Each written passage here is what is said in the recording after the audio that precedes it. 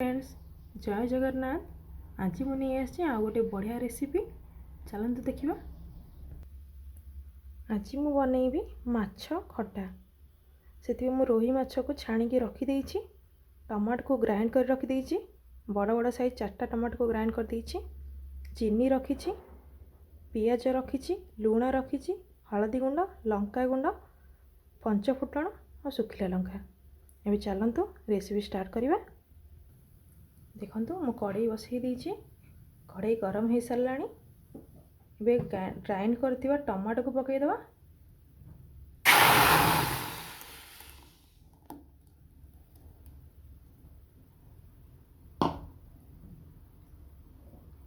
या को high flame रे 10 मिनिट पे सिझिया छाड़ी दवा। टमाटर कंचा स्मेल गला जाए छाड़ी दवा। ये 2 मिनिट फुटी सारा। ये सब गुंड को पकई दवा, हल्दी गुंड, लंका गुंड, लुण को पकई दवा।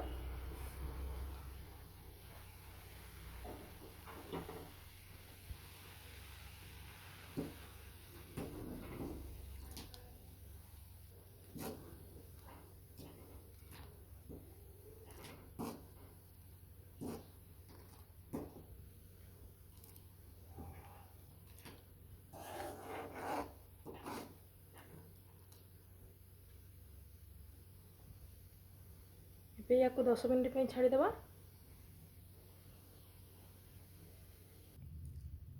देखो ये 10 मिनिट हो गलानी, टमाटो बहुत सिझी सारा।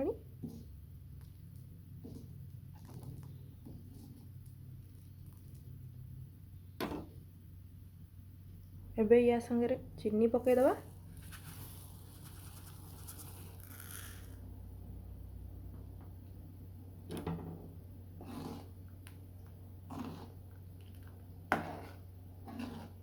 चीनीटा मेल्ट होगा छाड़ी दवा।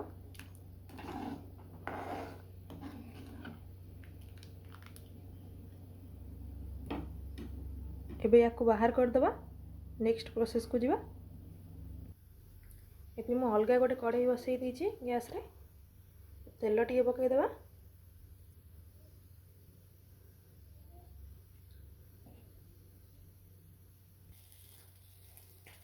रखी थे पंचफुटण को पकई दवा।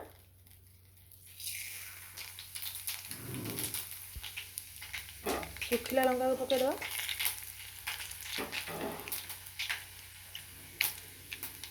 भृषंग पत्र को पकई दवा।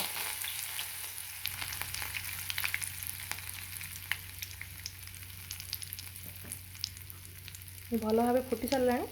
एबे पियाज को पकई दवा।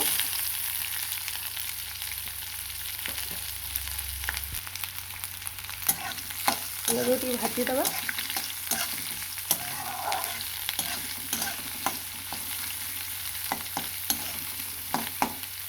पियाज टी भाजी दवा। पियाज अल्प भाजी सारा। एबे सिझेकी रखिदिवा टमाटो को पकाइदवा।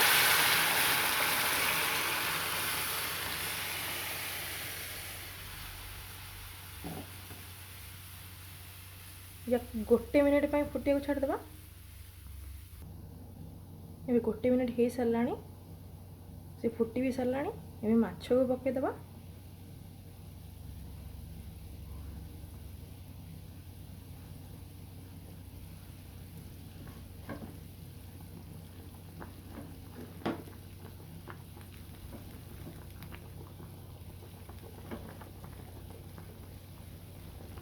सब माछ को पकई देछि।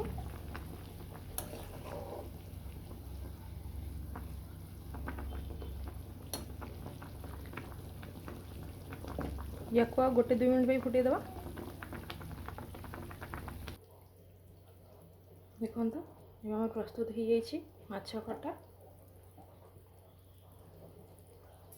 एबे धनिया पत्र पकई दवा।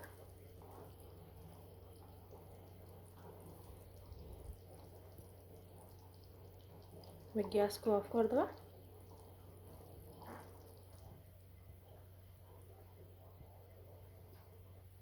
जदि मो वीडियो भल लगे तो लाइक शेयर सब्सक्राइब निश्चय करेंगे। धन्यवाद।